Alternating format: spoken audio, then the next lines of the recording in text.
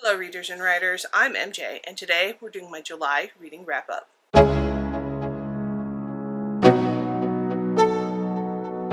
You may notice I have a slightly different filming setup now. Still the same space, just a little bit higher. I was filming while sitting on the floor, and being a 40-year-old human, that was not working out for me. So I have changed things up slightly, and it's a much more comfortable filming setting. So hopefully it looks good when I end up producing videos. Alright, on to my wrap up. So in July, I read a total of 12 books, which honestly astounded me when I realized this, because I was in a massive reading slump in July. Nothing looked good. I didn't want to read anything. And I was put in it by reading a book that we will get to. But still, 12 books is pretty fantastic. Of those books, half of them were under 300 pages, which is probably why I ended up being able to reach the 12 number. 42% were between 300 and 499, and 8% was larger than 500. So definitely a smaller page number reading month. 83% were fiction, and 17% was nonfiction, so I'm happy with that. My top reading genre was fantasy by a lot, followed by romance, which I think is because a lot of those fantasy were actually romantasy, which also helped contribute to my reading slump. And I only read 2 science fiction books in July, so yikes. And only 1 LGBTQ book, which I don't quite understand how for me. The majority of my reading was done in print, but I think that's just because I categorized wrong. Because in total I only had 4 books that I actually have to show you in the print version, and not all of those I actually read in print. So I think these are ebooks and ARCs that didn't have like digital ebook versions options for them, because it only says I read 25% digitally, which was the bulk of my reading in July, and 17% in audio, which actually sounds about correct. So there's huge disparity in what I read. I had a lot of 5-star reads, which actually kind of surprises me looking back, but then I also went straight from 5-star read to like really low rated books. And in total in July I read 3,844 pages, so not too bad. Now to talk about the actual books that I read, and I do them in order of when I read them. So the first book of the month that I read was The Deep Sky. I did read the paper ARC version of it, which I annotated, but I also now have the original hardcover of it as well, or the finished hardcover of it as well. It's such a beautiful book. This is definitely going to be on one of my favorites of the list. It's sci-fi, it's queer, and it was just fantastic. Oh, and diverse, and it's just fantastically written. So I highly recommend, if you like sci-fi at all, to check out The Deep Sky. The next book I read was an indie book called The Mom Group. And I have not read a lot of indie books that were like more contemporary literature. Specifically, I think this might be categorized as like women's fiction, but I really enjoyed it. The main character is kind of going through like emptiness syndrome, and as a parent whose children are all getting older, I did really relate to that. The main character is not exactly likable through at least the entire book, but she is extremely relatable. And so I just really enjoyed reading this book. I think it was well written, but it was mostly like engaging. Like I just was captivated with it. So if you're looking for an indie read that's, you know, not romance, but and more contemporarily women's fiction, then I highly recommend you check out The Mom Group. And then my third book, the book that threw me into a spiral. The Immortal Longing is, highly anticipated romantic-y adult debut by Chloe Gong.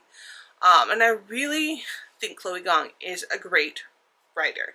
I've only read one of her other books, her debut, young adult debut, the Romeo and Juliet retelling that I can't think of the title off the top of my head for some reason. However, I thought it was fantastic. It was extremely well written. It was very dynamic. I loved it. I did not love The Immortal Longings. It needed more help. I don't know. So, y'all maybe disagree with me, but I think sometimes in traditional publishing, when an author gets really big, the publisher themselves kind of get lax with the author.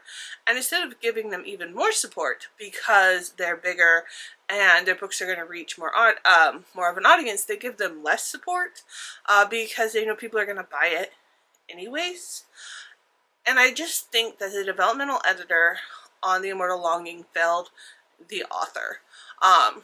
Because there is, first of all, a glaring plot hole that should never have been allowed to pass, and thankfully, I'm not the only one that saw this, because when I was reading the reviews initially, it wasn't mentioned, but having talked to more people, yeah, no, it's not just me. Glaring plot hole. But it was underdeveloped, it should have just been fleshed out more, and it did not need to be YA. Or, it did not need to be adult. It really was still a YA romantasy. It had the potential to be amazing, and it wasn't. And that's not that everyone's going to agree with me. Other people are going to absolutely love it, and awesome. Like, that is the one thing that I find more and more that I'm involved in the book community, is that tastes differ. And that's totally awesome. That's why there's room for so many authors and so many different types of readers in the book community. And so I don't mean this to be harsh on someone who's this may be their favorite book, but for me this was a hard pass. I was so looking forward to it, and for it to be such a letdown was so disappointing. And it did put me hardcore into a reading slump where I just wasn't enjoying reading. I did keep reading, but I just wasn't enjoying it. And you can go check out my book haul that I did that kind of got me back into loving reading by giving some fresh new books by switching over to nonfiction, honestly. During this time, I was reading the audiobook of Elantris. This is Brandon Sanderson's, I believe, debut novel. It's very long and very boring. It was fine. I mostly enjoyed it. I did think that it could have been cut. What I liked most about it is how it kind of set up his other writing and how he did world building in his future novels. And he does have, it is a fantastic world building, and there's very dynamic characters. So there was parts of it that I liked. It just was so long to get through anything, and so it ended up being really boring. So if it was a lot shorter, I would have really appreciated it more, or if there was more, there wasn't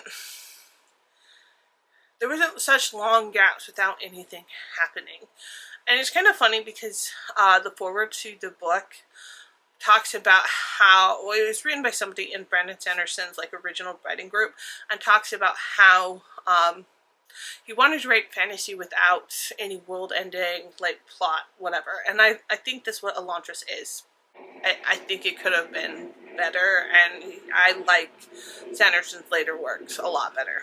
So now, hardcore in a reading slump, I kind of went more towards comfort reads. I picked up Agatha Christie's Curtain, which is the last book in the Perot's mystery series that she wrote, and the final book in this this binding that I have.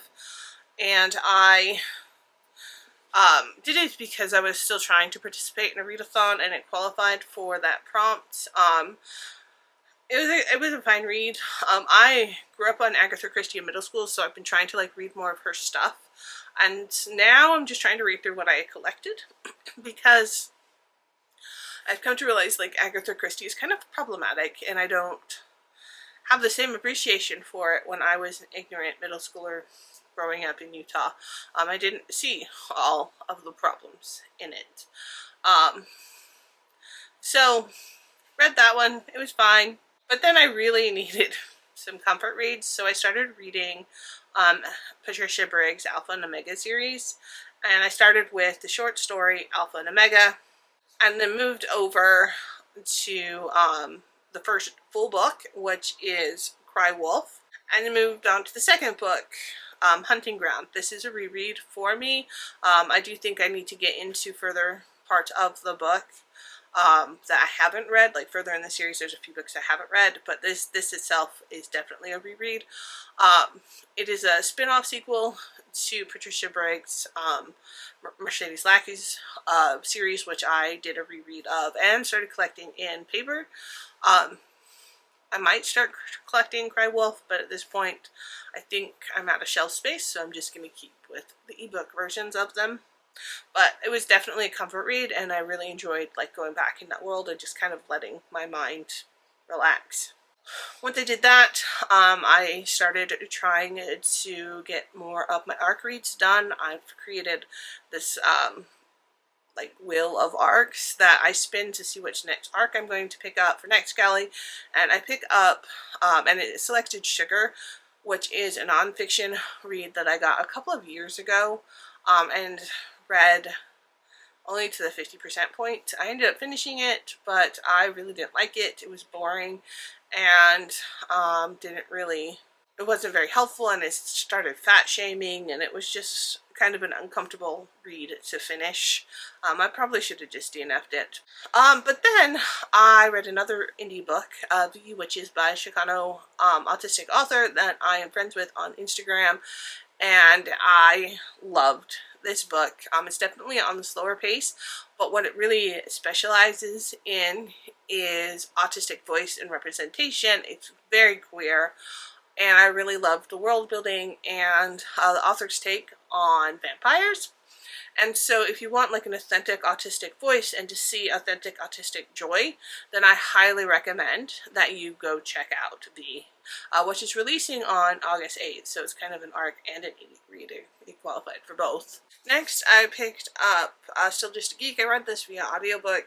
I've actually been reading it via audiobook for a while, but there's been times where I've had to like give it back to the library, and other times like the beginning of this book talks a lot about Will Wheaton's childhood, and it wasn't great. I'm not having a great childhood myself. I just sit with some of the stuff. I appreciate his candor and he's willing to open up, and I'm not gonna lie, part of it was so hard seeing the difficulty that he had while he was a pivotal person in my life growing up, because he was on Star Trek when I was young, and I really looked up to Wesley Crusher, and just seeing the first part of the book, the struggle of that,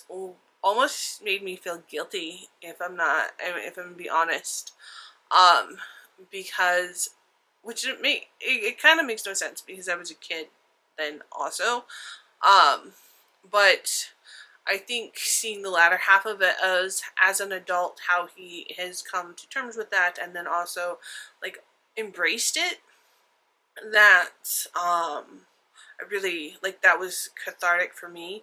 And I don't mean to make his autobiography about myself, but I think there is our own history when we're reading about people that were influential in our lives, whether they know we exist or not. But Will Wheaton is like the epitome of geekdom, and it took a bit for him to get there, and I appreciate reading through this. I do highly suggest that you read the audiobook version of it, because there's annotations in there that are not in here, including the inclusion of non-binary people which I appreciate a lot. And I'm glad I own it, that I can look at it, but I also am really glad that I read it via audiobook and would highly recommend that. And then the last book I read of the month is the first volume of the My Hero Academia manga, and I have made an agreement with my kid that any book that they read, I will also read. So there will definitely be more My Hero Academia manga coming through, because they really, really, I mean, this is their favorite anime, and now their favorite manga. I also will not be reading this because I promised them also as I read them, especially since it's so close to their heart, that I will not say any negative things about them. But I do appreciate consuming the story in manga more than the anime, for various reasons.